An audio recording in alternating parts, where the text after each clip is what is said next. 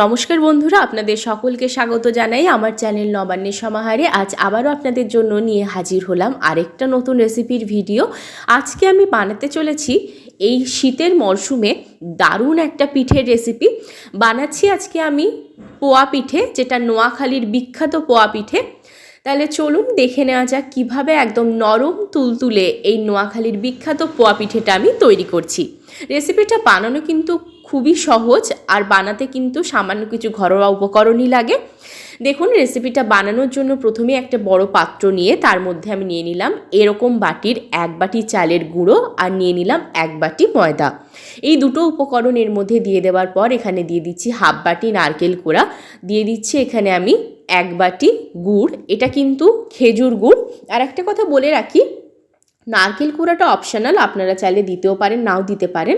আর দিয়ে দিচ্ছি অল্প একটু নুন। যে কোনো মিষ্টি জিনিসে নুনটা দিলে খুব সুন্দরভাবে টেস্টটা ব্যালেন্স হয়। এবার অল্প অল্প জল দিয়ে ভালো করে একটা ঘন ব্যাটার আমি তৈরি করে নেব।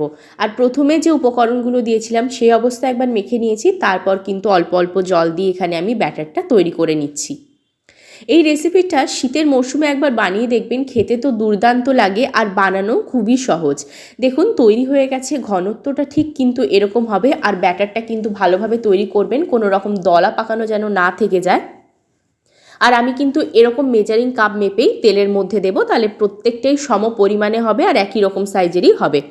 এবার আগে থেকেই আমি সাদা তেল গরম হবার জন্য বসিয়ে দিয়েছিলাম হাই ফ্লেমে। তেলটাকে কিন্তু খুব ভালো করে গরম করে নিতে হবে, না হলে নিচের দিকে লেগে যাবে। এবার তেলটা গরম হয়ে গেছে, ফ্লেমটাকে এখন আমি মিডিয়ামে দিয়ে দেবো। মিডিয়ামে করে নেওয়ার পর মেজারিং কাপ মেপে 1 কাপ মতোই ছোটো মেজারিং কাপগুলো নেবেন, আবার বড় সাইজের নেবেন না, একদম ছোট সাইজের দেখতেই পাচ্ছেন ওরকম মেপে দিয়ে দিচ্ছি আমি এখানে। এবার এইভাবে একটু সাইড থেকে তেলটা আমি ছিটে ছিটে দিচ্ছি। পোয়া পিঠেটা যখন হয়ে যাবে দেখবেন নিজে থেকেই কিন্তু ভেসে উঠছে। দেখুন কত সুন্দরভাবে নিজে থেকেই ভেসে উঠলো। আপনাকে কিন্তু জোর করে ওটাকে ওঠাতে হবে না, নিজে থেকেই কিন্তু ওটা ভেসে উঠবে। এবার আমি উল্টে দিলাম, দেখুন কতটা সুন্দর দেখতে লাগছে, ফুলেওছে ভালো, দেখতেও সুন্দর লাগছে। দেখুন এরকম লাল লাল করে কিন্তু প্রত্যেকটা পোয়া পিঠেকে একটু সময় নিয়ে ভালো করে উল্টে পাল্টে ভেজে নিতে হবে, না হলে কিন্তু ওপরটা হয়ে যাবে আর ভেতরটা কাঁচা থেকে যাবে। আর সব সময় ভাজার সময় কিন্তু গ্যাসের ফ্লেমটা মিডিয়ামে রাখবেন, নয়তোবা লোতে রাখবেন। এবার দেখুন ভালো করে এটাকে আমি ভেজে নিচ্ছি, ভাজা কিন্তু হয়ে গেছে। এবার অতিরিক্ত যেহেতু তেল রয়েছে সেজন্য কিন্তু এরকম একটা ছান্তা নিয়ে নিয়েছি। ছান্তার উপর পোয়া পিঠেটা রেখে একটু খুন্তির সাহায্যে এভাবে চিপে দিলেই যে তেলটা রয়েছে সেটা কিন্তু বেরিয়ে যাবে। দেখুন আমি এইভাবে করে নিচ্ছি, একটা কিন্তু আমার হয়ে গেল। এটাকে আমি নামিয়ে নিচ্ছি একটা পাত্রের মধ্যে। আবারও আমি কড়াইয়ের মধ্যে একই রকম ওই ছোটো কাপ মেপে, মেজারিং কাপটা মেপে এখানে দিয়ে দিচ্ছি, দিয়ে কিন্তু এখানে আমি তৈরি করে নিচ্ছি। একটু সাইড থেকে তেলটা ছিটে ছিটে দিলেই কিন্তু খুব সুন্দরভাবে পোয়া পিঠেগুলো নিজের থেকে উঠে আসবে, ভেসে উঠবে, আর নিজে থেকেই কিন্তু খুব সুন্দরভাবে ফুলবে। আপনারা হয়তো বুঝতে পারছেন কতটা সুন্দরভাবে এটা ফুলছে, দেখুন কতটা দুর্দান্ত দেখতে লাগছে। এই রেসিপিগুলো কিন্তু খুবই ভালো, মানে খেতেও যেমন ভাল লাগে আর বানানোও কিন্তু সহজ।